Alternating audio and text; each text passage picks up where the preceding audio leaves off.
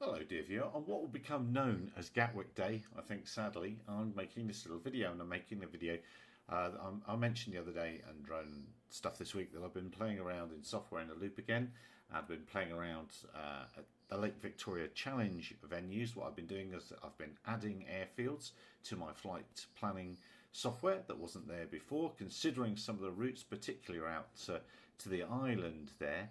And also, of course, then doing some flying. The flying in this case, to have a little peek in the distance to see where the high hills are, so that I can consider where the ADS-B antennas for Involi might end up next year.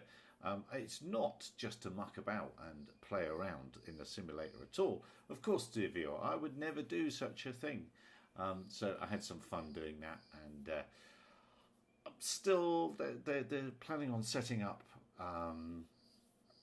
a sort of drone airfields, if you will, cargo delivery stations out there, and not having a runway. I still think a runway is a good idea, and who knows, one day we might very well have completely autonomous aircraft like this flying back and forth.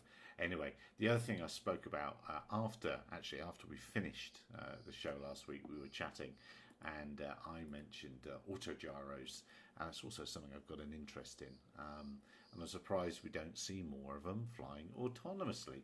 So of course I'll have a go in simulation. Now the first faff here is I can't find how to make the pre-rotator work for this one, so I'm going to run down the runway with some wind blowing towards the thing, pulling back, and to get the blades spinning.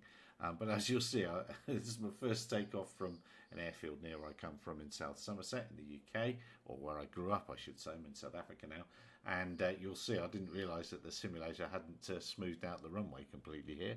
I'm about to run into a bump, but it will get airborne eventually, and you'll see the effects of unloading the disc and of trying to control an autogyro with aeroplane autopilot algorithms. But we'll get there in the end. I had a little bit of fun. I think what I'll do now is I'll drop some music underneath this, and you can just keep watching the crashes. As I mentioned the Gatwick thing earlier, something's happened. Gatwick's been closed. Gatwick Airport in London has been closed now for more than 12 hours on and off due to drone sightings in the area, and it's got to be something a little bit more than just the odd one going by. I'm sure the truth will come out in the wash, but I have a feeling, looks for the date on the computer here, I have a feeling the 20th of December 2018 is going to be a date that the counter UAS industry learns off by heart, and we are all going to feel the effects of.